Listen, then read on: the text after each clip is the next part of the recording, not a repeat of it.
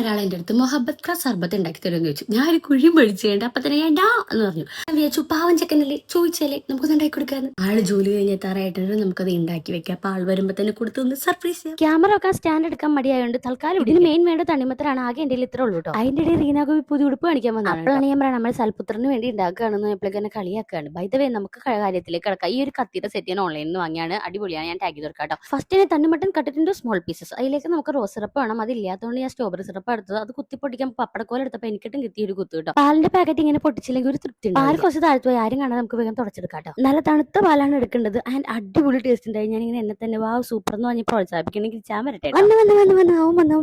അവൻ ഞാൻ എങ്ങനെയോ റൂമിലേക്ക് ആക്കിയിട്ട് വേഗം പാല് ഗ്ലാസ്സിലേക്ക് ആക്കാൻ നോക്കിയിട്ട് ഇത് മുഴുവൻ താഴെ പോകണം മാത്രം ഉണ്ടായിരുന്നു. കഷ്ടപ്പെട്ടാക്കിയപ്പോ ദേ പുറകിലേക്കു.